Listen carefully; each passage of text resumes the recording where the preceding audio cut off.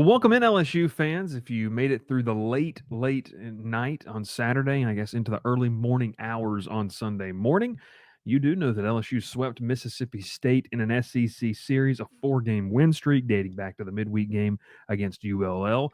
But my name is Bryce Koon, and that is Glen West. And we're here to talk about the weekend and the action that we saw, which, Glen, I know you said we're joking before. You said, hey, I thought 1 o'clock, 1:30 was going to be tough to beat, and then LSU went and outdid themselves on Saturday evening into the wee morning hours of Sunday. Uh, I left the ballpark at 2:45, and so then I literally slept until about noon. So that being said, let's kind of talk about what we got going on here with this weekend, where obviously you and I sat here and talked last week, and we said, look, best, what would feel great is you win the midweek game against UL, then you take 2 out of 3 from Mississippi State, you feel like you're right back on track. Well, the Tigers do one better than that. They sweep Mississippi State, a team that I think they are better than on paper, and they do what a better team should, Glenn. They went out there, they executed. Yeah, there's still some questions you can ask yourself, but at the end of the day, they got 3 wins in a row, and that's obviously big now, 7-2 in SEC play. Yeah, no doubt, and I think it was important for them to come out with the right mindset after you had dropped 2 in a row against Texas. I mean, if you'd come out and not been in the right mindset and potentially drop this series, especially with the way that this turned out, and especially the last 2 games with the weather and just getting the games pushed back and not knowing exactly when you're going to play.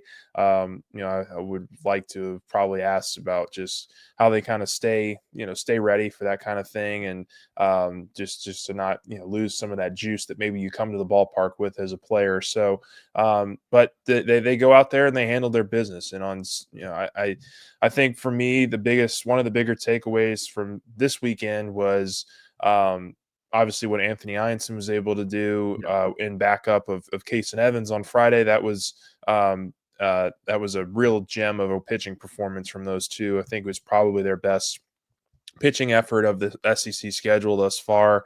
Those two, and certainly in Ianson's case, was able to pitch around some trouble and kind of get through 5 innings there of really just one-run baseball. And there were times there where they loaded the bases, and he was able to kind of pitch around it by striking guys out. I think he had 11 or 12 strikeouts in that game on Friday.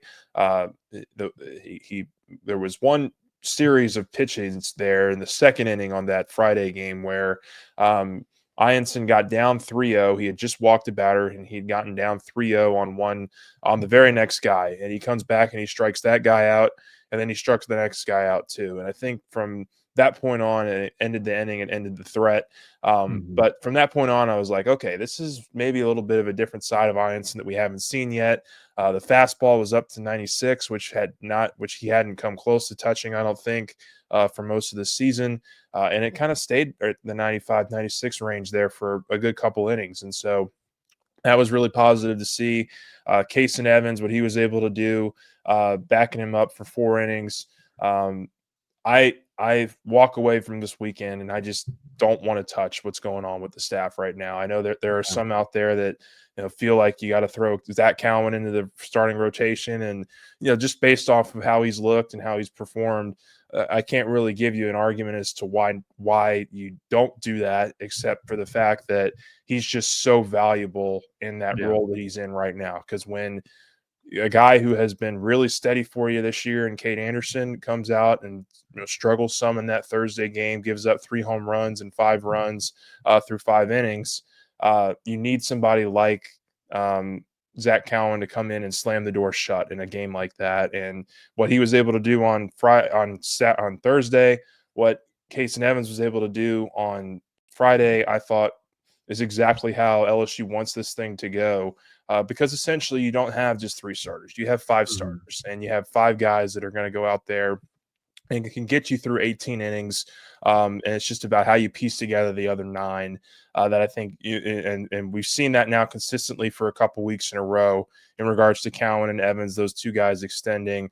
I thought it was a really good sign to see that carry over from week to week against the Mississippi State offense that I think is better than their record would suggest. So I think for me, the way that the pitching staff looked this weekend, it wasn't Anderson's best day.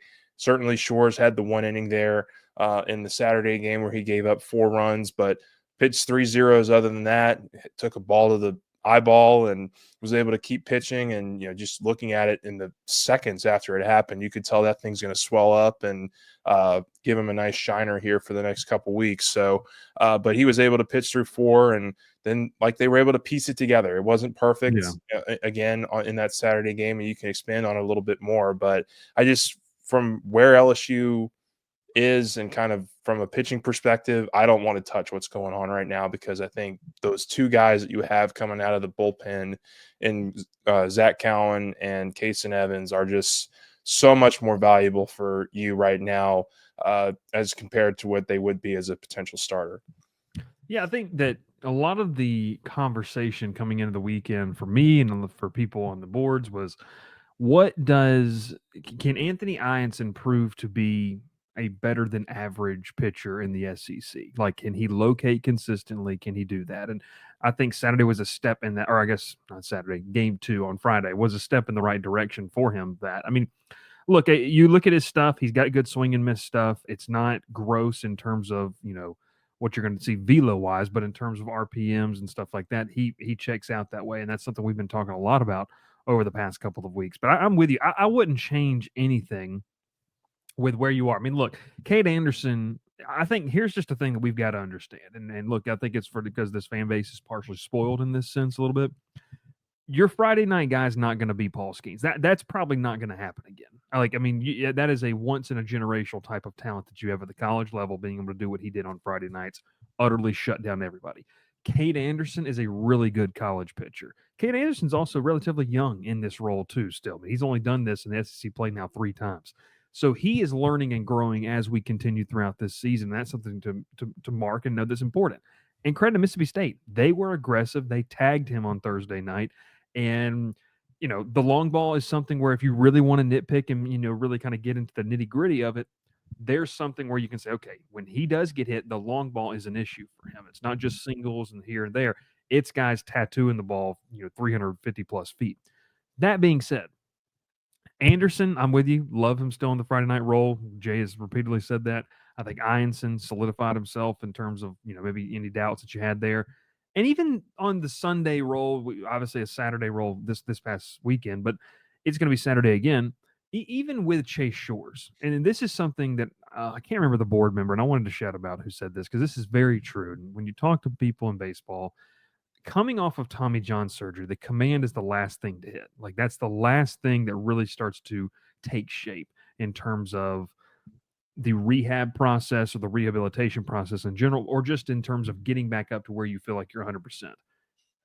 Was it a lot to expect for Shores to just go out there and dominate on Sundays? It probably was. Like, the kid has crazy stuff and he's as big as he is.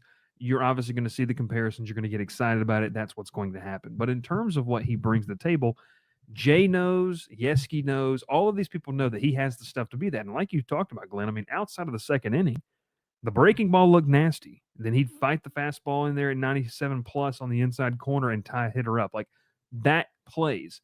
The thing is the only way he's going to work through this is innings and getting more comfortable doing that. So if you take him out of that role 3 weeks into the SEC slate, I don't know how that benefits his personal development. I understand that the team has to become above all, but, and I think you would agree here, Chase Shores is going to have to be a big part of this pitching staff and the starting rotation, in my opinion, for them to reach Omaha. Like, that has to be a plus for them. So I like where Shores is in terms of development. Now, we can have conversations about other guys. Zach Cowan was dirty. Kason Evans was dirty. Jaden Newt is positioning himself for a larger role on the weekends too. He showed that with the performance he had against ULL, and then obviously with what he did in 2 innings early Sunday morning. So take it where you want to go with there. I just think the questions surrounding Chase Shores, you have to give him innings. Like, that's the only way he is going to get more comfortable, is more opportunities. If it falls off the rails, let's have that conversation. But it really hasn't fallen off the rails, I would say. Like, it has not gotten super bad to where it's going to absolutely decimate you yet. And I know that people want to say, well, you want to never let it get to that point, but it's an interesting case. And I think Jay's very loyal. I think he's going to stick with Shores, and he's going to let him work through some of these hiccups and bumps in the road as he is still in that process of coming back 100%. It sounds a lot like to me the conversation we were having with Ty Floyd a couple of years Yeah. ago. A guy who's got immense talent, a fastball that runs in the zone. I mean, Shores has a 97, 98 mile an hour fastball, but it's got some run to it too. But teams used to be able to hunt Ty Floyd's fastball a little bit because he was maybe not getting the breaking ball to land as consistently. And I think I'm seeing that. You see that a little bit here with Chase Shores, and we all know how valuable Ty Floyd became to that team a couple of years ago. And they kept throwing him out there. Like, they didn't Mhm. abandon ship with him. They kept running him out there for these important innings, these important games and starts. And I think it hardened him a little bit. And he was able to go out there by the time postseason got around, and he had better command. He was able to really lean into what he does best, which is locating his fastball and getting some good run on it. And I think that's what we're going to see with Shores. Like, I'm Yeah. not saying it's definitely going to happen, but I just think with the talent and just the makeup of the player, everything that we've heard, everybody that we talked to about him, it's going to come together for him sooner than later, I would imagine. And if not, and again, we said that I believe we said it last week. If this is still an issue, 3 or 4 weeks down the line, okay, then maybe you have a stronger argument here. But I think we're still pretty early into this thing, and I think he just needs more time. And Yeah. that's just not the answer that some want to hear. But I think most that know baseball and most that are in kind of watching these games on a day in and day out basis know what he's able to do. I think is going to be really important for what LSU wants to be as a team. And how far they can go this season, because if you have him as a Sunday starter, as a game 3 starter, like, just the talent alone and the Yeah. velocity and all that, when you're in a rubber match, or when you're on the on the brink of maybe being swept or getting a sweep, like, that's an arm that can kind of help you and change things. And so I'm with you there on Shores. I'm also with you on Newt. I think Yeah. last week before we even got to the midweek game, he was somebody that we shouted out as, like, let's see what he can do again for a second midweek game. And I Yeah. think we were both a little surprised that he didn't get any kind of opportunity last weekend in the Texas series.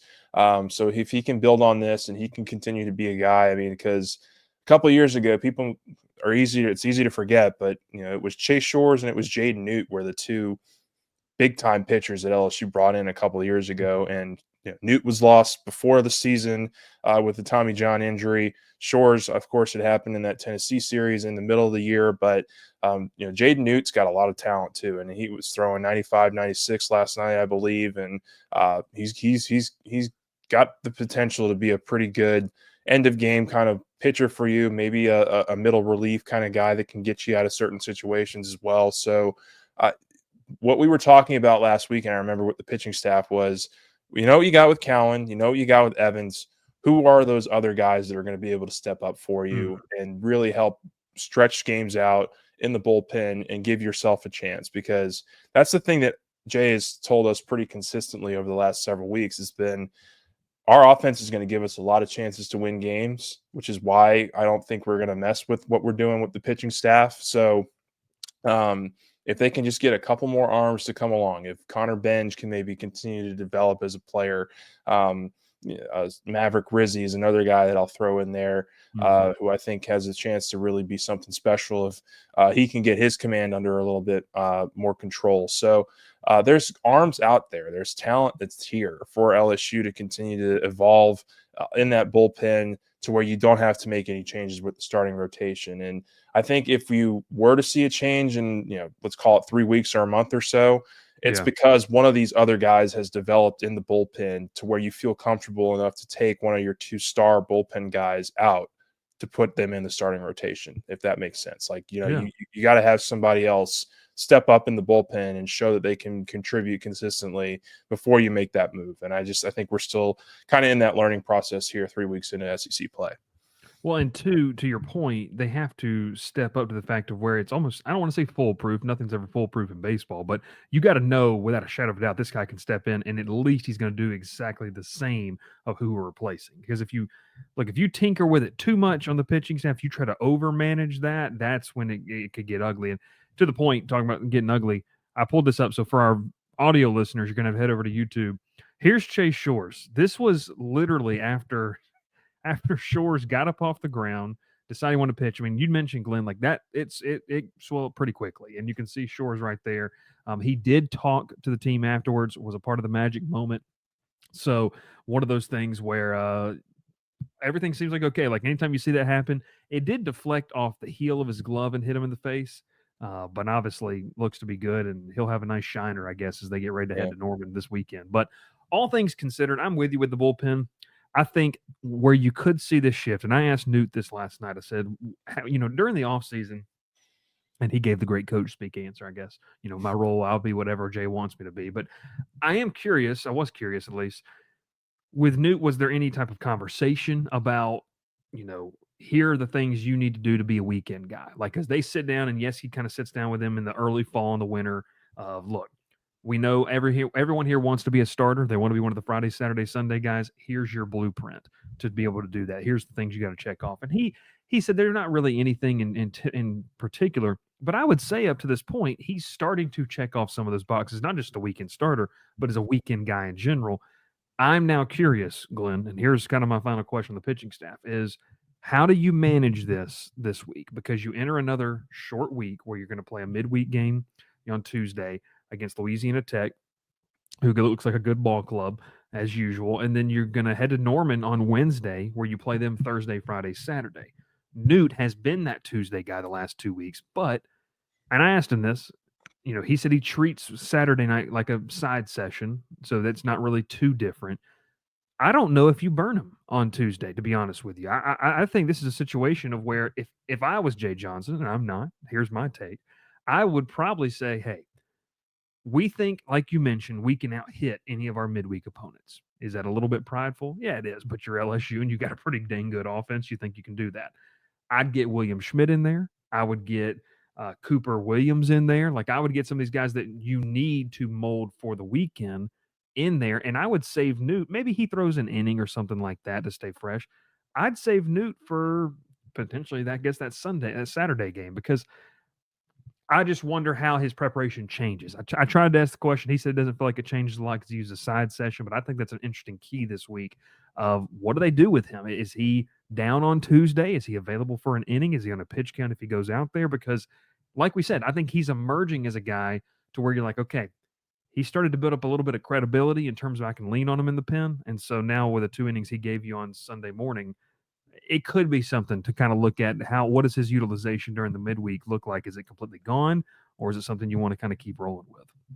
Yeah, LSU can out hit all their midweek guys for Yeah. sure. I'm not sure that Louisiana Tech is where you want to really challenge that. I mean, La Tech has Yeah. been a pretty consistent program over the last several years.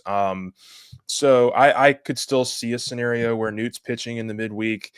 I do think it's interesting though that LSU closed Saturday with him. Like, I mean, that's not a ton of rest, I guess, between outings, and he didn't throw a ton of pitches. How many pitches did he throw? I'll get it In here that? for a second. Yeah, Yeah. but I think the fact that maybe they did close the game with him maybe suggests that they're at least open to the idea of not starting him in that game. And look, who was the guy that didn't pitch this weekend? It was William Schmidt. He didn't Yeah. pitch against, and I don't think maybe he pitched last week in the midweek, and I think he had a really rough time in the midweek last week as He did. well. Yeah. So I don't want to abandon him. Like I think you've got to keep throwing him out there. And so it would be a real, I think, moment of Jay Johnson showing some strength with Schmidt or some leniency with Schmidt if they're able to, if he goes out there and says, hey, you're going to get the ball for 2 innings against La Tech, go start a game for us, get us off on the right track kind of thing, just to show him that, yes, it's been a struggle for you here recently, but we still believe in your talent. We believe in your makeup as a player. Go get us 2 innings against a really good in-state school, and we'll kind of reevaluate from there. Like I think it's a good opportunity for him. That it's not the end of the world stakes either if LSU gives up a couple runs in those first couple innings, because to your point, they do a really nice job of being able to answer. And that's something we can talk about here in a few minutes, because that was another one of my big takeaways from this last weekend. But I think there's something there. And I think you brought up that's a really good point to bring up about what you do with Newt, and how you stretch that out. It's going to be really interesting to see this week. Newt threw 27 pitches, so That's really up kind there. of around it's It's up around that there. 30 pitch mark, Yeah. 35 pitch mark, to where I just wonder, Glenn, like hypothetically, could you throw Schmidt for 2 innings, throw Newt for an inning or so, and then say, all right, guys, you're down, and we're going to use you on Saturday, like that, Yeah. like we're going to use this as your side session, move on to Saturday. It's all hypotheticals, but it's fun Yeah. hypotheticals, I guess, to talk about Yeah. as LSU gets ready to go to Norman. Okay, so you beautifully put this together, Glenn, as you always do, in terms of pushing us onto the offensive side of the ball, which I feel like we haven't talked a ton about because these guys just smashed the ball. They went quiet a little bit against Texas, but that was some good pitching they faced out in Austin. I mean, look, you saw what they did against Mississippi State in terms of answering. I mean, that was a very big key theme of Thursday night's win. Mississippi State, has an early 4-1, 4-2 lead, and then LSU explodes in the fifth inning, where 5 runs in the fifth. They added a big insurance run in the eighth that I don't think we talked too much about in the post game, and Jay wanted to make sure we mentioned it. But you do that, then you get just enough in terms of what you get on Friday, and then Saturday you explode the big 8-run first inning. Glenn, I feel like it's almost repetitive. There's just so many options. I love the way that Ethan Fry is settling into this DH role. I think there's a conversation that you could be having, and maybe it's just a battle of semantics about who do you want in that role. But I like the way Ethan Fry hits the ball. I even asked Ethan last night. I said, you put the ball opposite field 2 times last night. Like we know what you can do when you pull the ball, but in terms of going opposite field, you did that too. Just kind of talk about where you feel like this offense is through the first 3 weeks of the SEC play. I feel like it's in a great spot, to be honest with you. I mean, we could nitpick some things, but even the third base conversation, I feel like Braswell has taken way better at bats over the past 2 weeks, maybe even 3. And then Tanner Reeves just rakes. I mean, it just Yeah. continues to rake. So maybe where do you feel like this offense is? Yeah, look, I wrote this in our 3 up, 3 down column that we post usually on Mondays, but because it was a Thursday, Friday, Saturday, I just knocked it out on Sunday.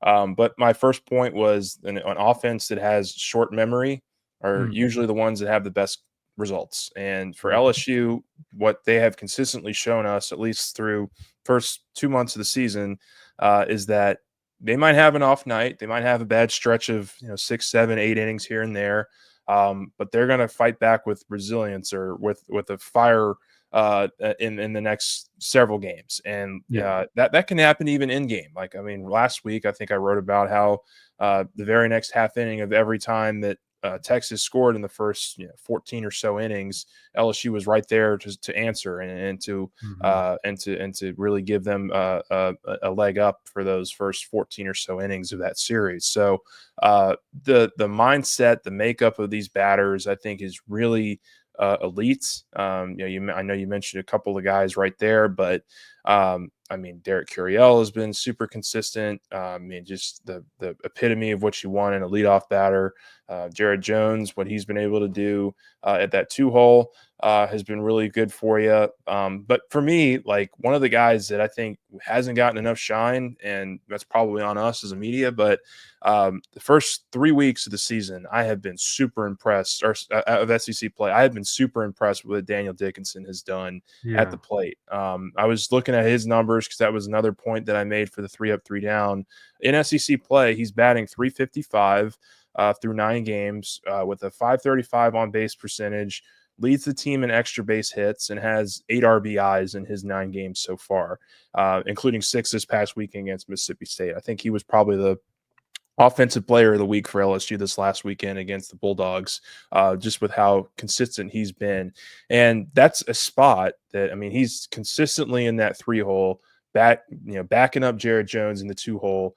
Like, that's a spot that is so valuable for LSU to be able to have Yeah. a guy that can consistently get on base behind, one of your best hitters and your best power hitter on the roster. Like, Daniel Dickinson has been really good. And I think it's been overshadowed a little bit, but he's somebody that the big question marks coming with him coming into the season was, how is his game going to translate to the SEC? Like he spent his Mm-hmm. first couple of years at Utah Valley. He was a very under recruited player coming out of high school. How is his game going to translate to this level? And I think he's been absolutely lights out for LSU in 3 weeks of SEC play. He hasn't hit any kind of wall yet. He's been really consistent for him. He gets on base. He draws a lot of walks and free passes. I think he's got more walks and free passes than strikeouts in SEC play. One of the only guys on the team, I think, that's done that. So he's just been a model of consistency for LSU in that top of the order, and have been really impressed with what he's done. So you're getting it at all spots of this order. You mentioned Ethan Fry. I completely agree about Fry. He's been one of the most improved players, I think, on the roster, and what he's done at DH has been really impressive. Jake Brown just continues to really give consistent at bats and is just a really tough out. I think he's somebody that is just going to continue to get better over time as he gets more and more opportunities in right field. And you mentioned Tanner Reeves. I mean, Tanner Reeves was a guy that, I hate to go pounding my own drum here, but he was somebody that we were talking about before the season. Like, he's going to give Michael Braswell some trouble there over at third base with how consistent he was in the fall and how consistent he was in the scrimmages leading up to spring.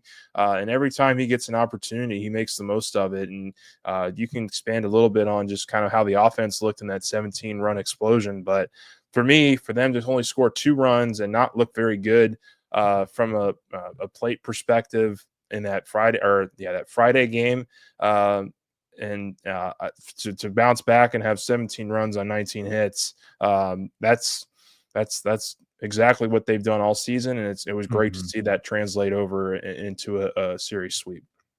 Yeah, I mean, not too much to add to what you talked about, other than the fact that it just feels like it's contagious. Like, these guys really do a good job of passing the baton back to one another. And Jay said about Jared Jones's home run off the batter's eye, because that's one of the most impressive swings I've ever seen. Like, and I think that's another maybe individual storyline that you and I've Straight talked to a little center bit field, about. right? Oh, dude, he punished that baseball Yeah. straight away center.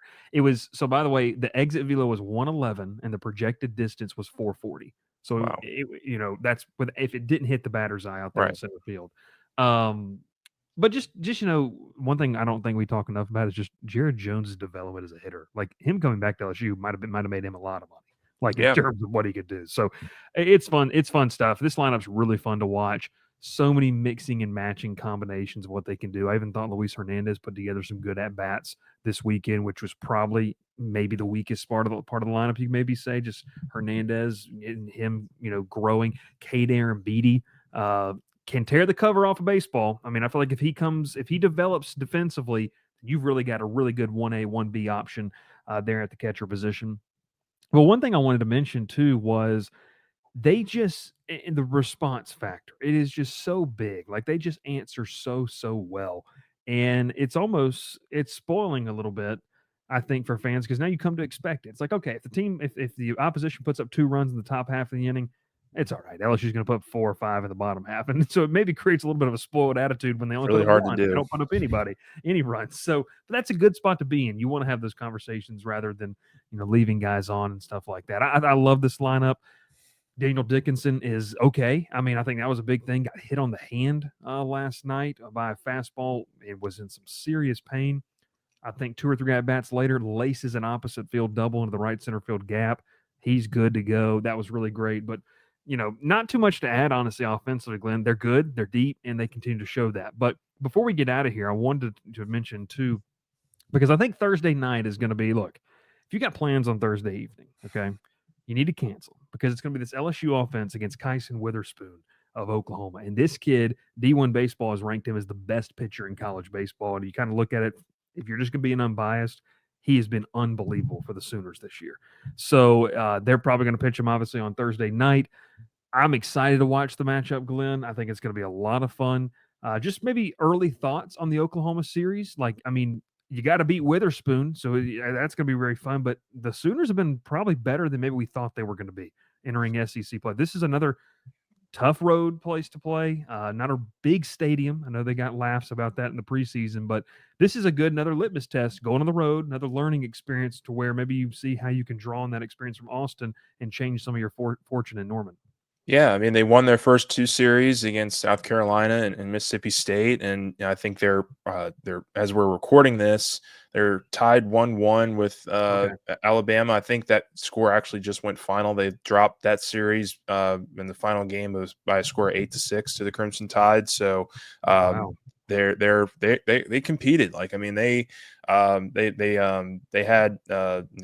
split the first 2 games and dropped this 3rd one against the Crimson Tide, but Alabama's another pretty solid SEC team. So, and Oklahoma, I believe, is right there at 12 or 13 or 14, kind of in that middle of the top 25 pack there. And we haven't done a huge deep dive on the Sooners yet, but this will be the first time LSU has traveled to OU, and it'll be very fun to kind of see what they maybe learned from that Texas series a couple weekends ago, and how they can handle themselves a little bit better on the road when things get a little bit hairy. Because Yeah. I think you certainly could see the bright lights show up for some of these guys. I'm not saying all of them, but Yeah. For for the some of younger the guy. newcomers, yeah, like you get a little bit of that, and so how you adjust.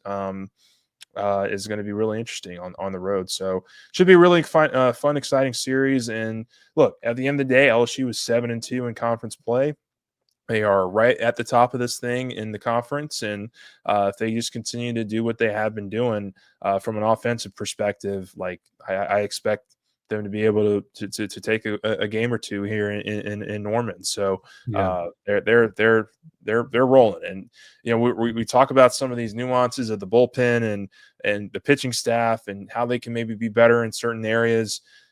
If you're still winning games at the end of the day, it's Yeah. that it's really just kind of cutting hairs here. So Yeah. until we kind of see maybe a little bit of a drop off from execution in terms of everyone, or just kind of across the board, I don't think it's time to be leaving the couch or pounding fists here about what LSU isn't, and just kind of appreciate them for what they are right now and how they can continue to develop and evolve over the course of this season. I'm with you. I'm with you. Impressive weekend, a sweep of Mississippi State. Bulldogs fall to 1-8 in SEC play. I do think they're better than that, Yeah, but just I do too many too. mistakes. Like Yeah. defensively, they're not very good. They're They're better at the fine plate. offensively. They're Yeah, pretty they're good they're too. better at the plate than I thought they were going to be. Like it's Yeah, LSU just scores a lot of runs yeah. when you put up 2 touchdowns and a field goal. You'll often win in baseball. So that being said, we'll have all the coverage, that and more. Football on a break this week, spring break. So no football coverage in terms of spring football. But Glenn, obviously, if you haven't tuned in over at Go 24/7 basketball portal, alive and well as we get ready for the Final Four. Women just dropped the game to UCLA, a hard-fought loss. So their season comes to an end. Going to be interesting to see how Kim Mulkey and company rebuild and reload for the 2025-2026 season as well. But LSU gets ready to head to Norman, and we'll have great coverage coming all week long as they get ready to take on the Sooners in what will be another high-profile SEC matchup. He is Glen West. My name is Bryce Koon, and we will catch you next time here on the Go 24/7 podcast.